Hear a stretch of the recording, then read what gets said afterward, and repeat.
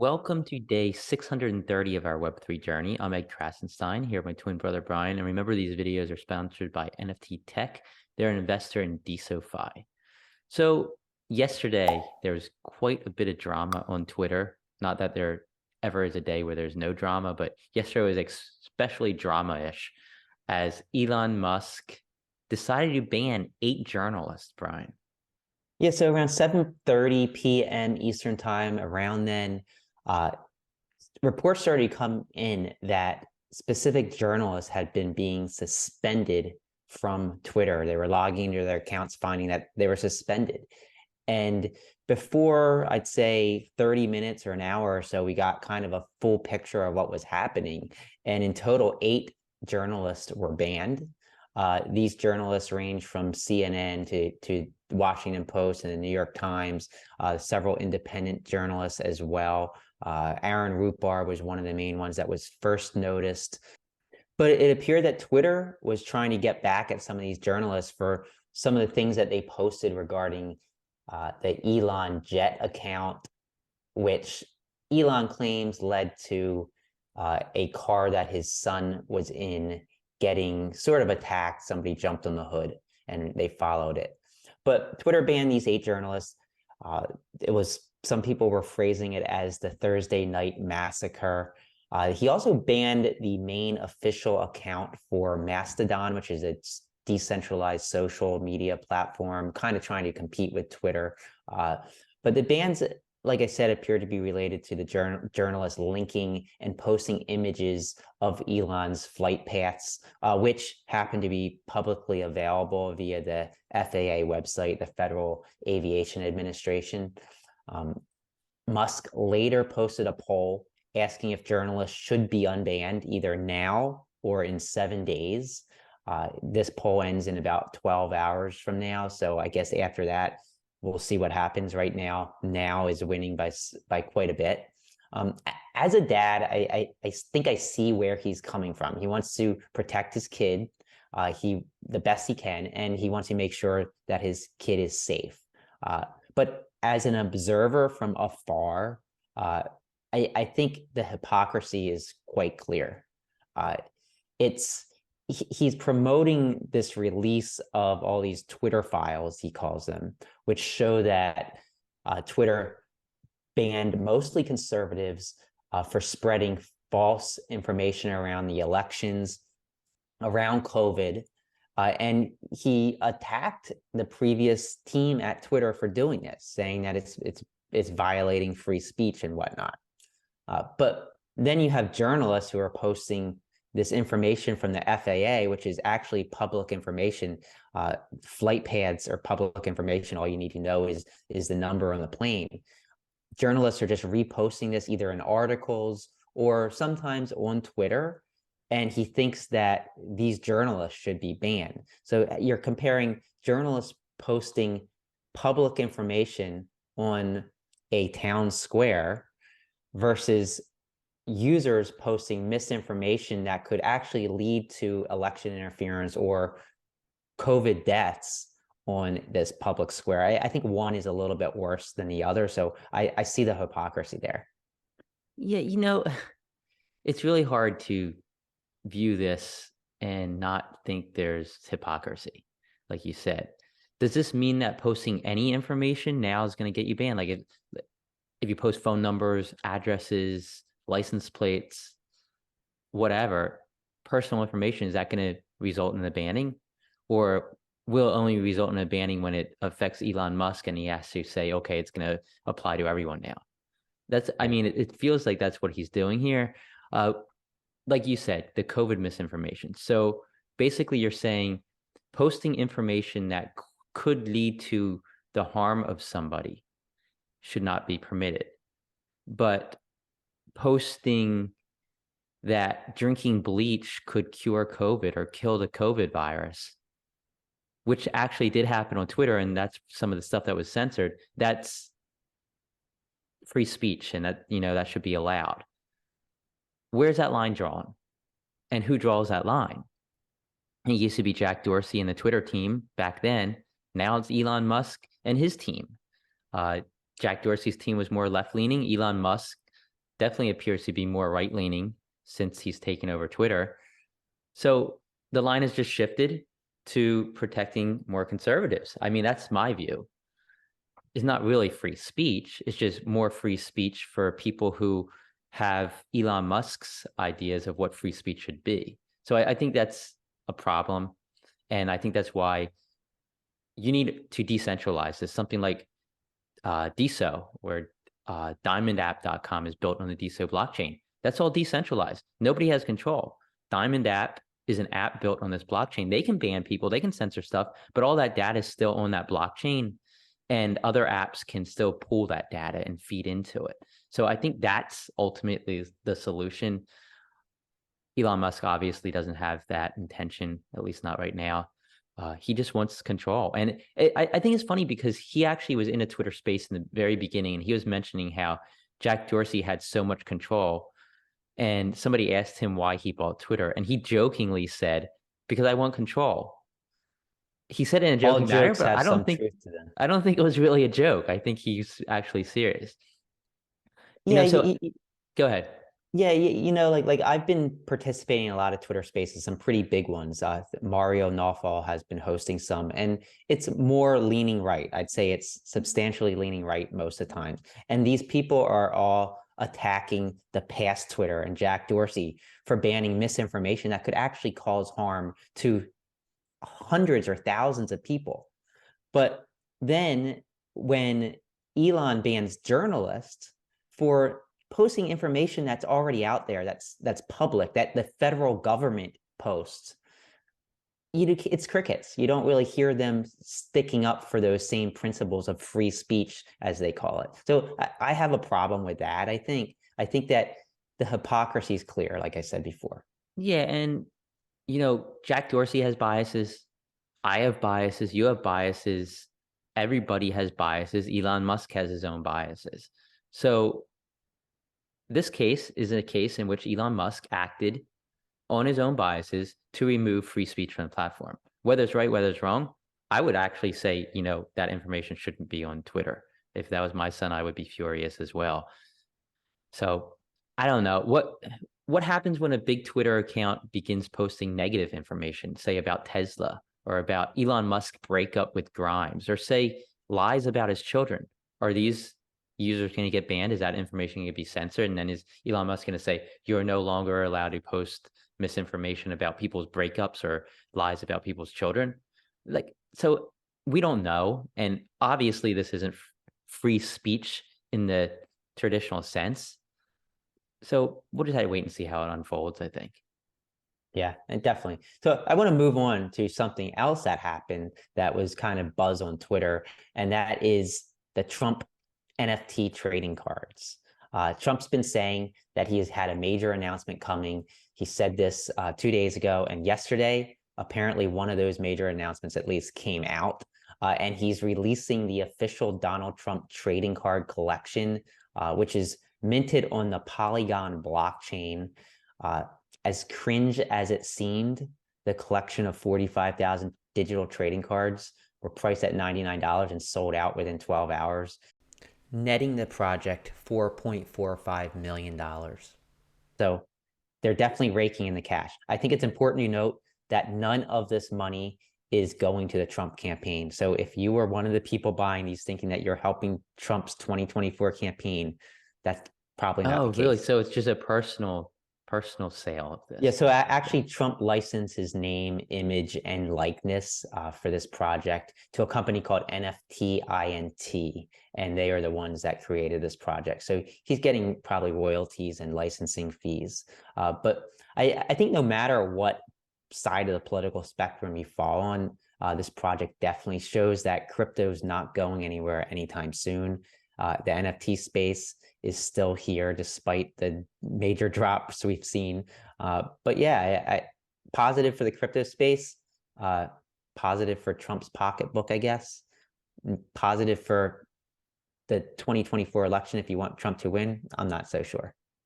But this isn't, for those who are wondering, this is not the first Trump to create and sell NFTs. Tiffany A. Trump, his daughter, actually minted an NFT. It was a photograph of her and a friend on the DeSo blockchain.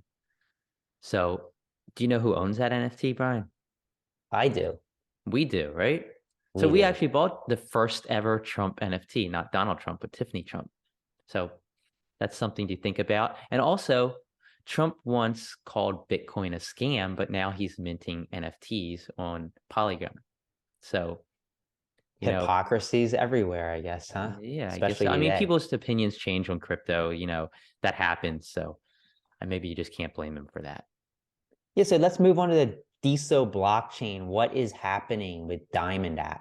Yeah, so Diamond onboarding is now more streamlined thanks to Mossified for posting this morning. And of course, thanks to Zordon and Jackson Dean who have made this possible. So his post said that there's now 0 clicks to experience the app. So you don't need to click anything. You just go to Diamond App and you're going to see the stream of posts. Simpler onboarding funnel and steps. Empty states to help educate on all areas of the product and the DeSo blockchain, and it's going to continue to do more in the education area. And he's previewed what's coming next for Diamond. He said there's going to be better creator discovery, better NFT discovery, better sidebar modules, associations, which are going to be coming soon, and emoji reactions, on-chain polls. Can't wait for that. Performance improvements, and much, much more. I'm excited. I think this is gonna be really, really cool. Yeah, me too. And speaking about DeSo and app, DeSoFi, the mobile app for DeSo, said that they will be releasing their much anticipated push notification system next week.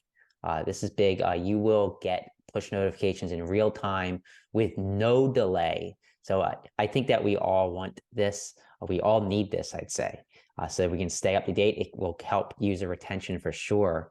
And DeSoFi says that it can be used for founder reward, post subscriptions, creator coin subscriptions, etc. So there's a lot of information built into these push notifications.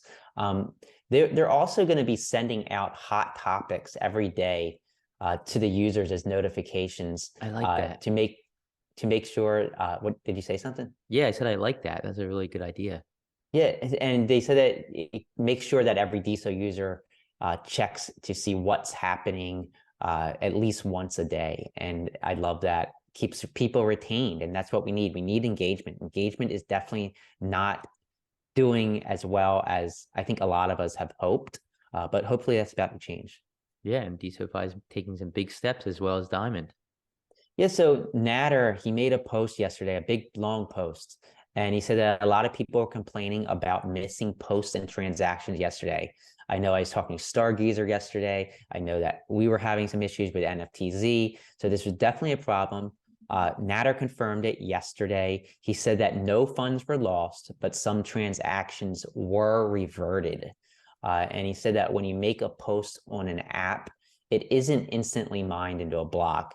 It takes about 5 minutes or so. And in that time, it sits in the mempool of all the nodes waiting to be minted.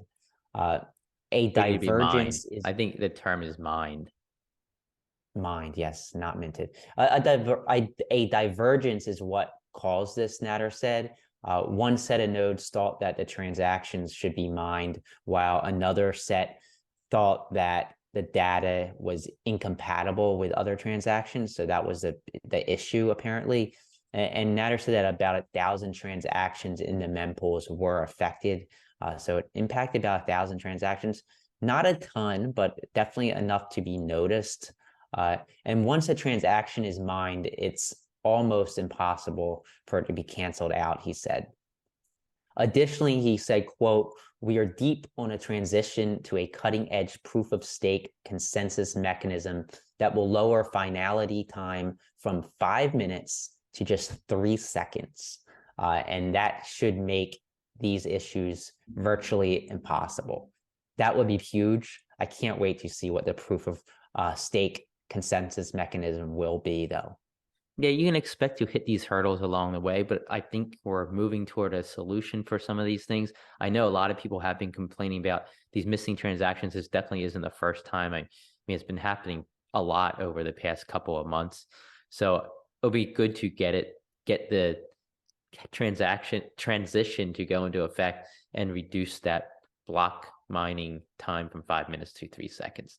Because then when that happens, there's less data for the nodes to disagree on. So I think Right. that's a really good solution. So moving on, NFTZ and Unicat have put up their one-of-one gold Psycho Cyborgs NFT. This is the gold version. We've already released the bronze and silver versions. This one ends, it's a live timed auction. It ends Monday at around 2 p.m. Eastern time. If you want that one-of-one, you have your chance to get it now. Yeah.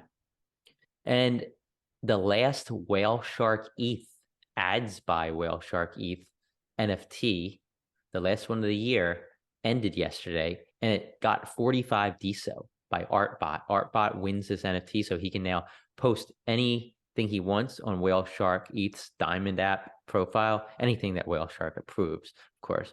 But he has that option, and I'm sure he'll be using it soon.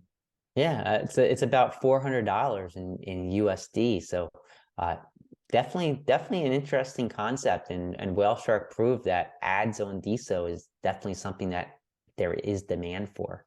Yeah, and high key, they were featured in Forbes yesterday. Impressive. They were talking about the potential of a TikTok ban in the US.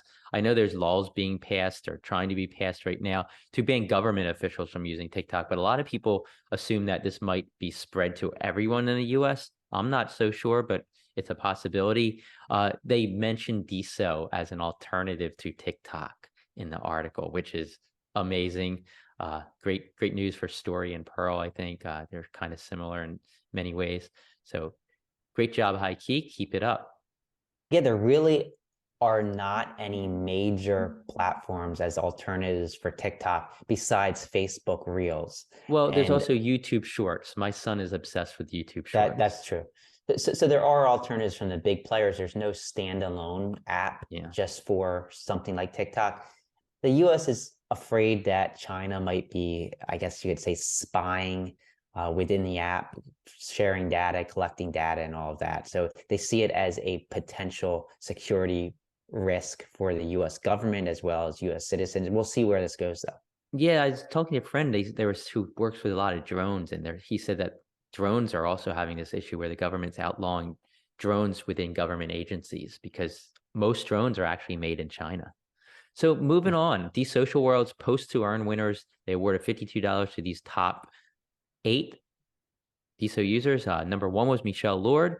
Number 2, Stargazer. Number 3, Randir. Number 4, William Laurent. Number 5, Clout Women Unite. Number 6, Hake. Number 7, Vampire Campfire. And number 8, Zoran. So congratulations to all of you. It's And a as many tough. of you know, NFTZ is the only place on the DSO blockchain where you can view and post live timed NFT auctions. Just go to nftz.me/auction and you see all the auctions ending soon.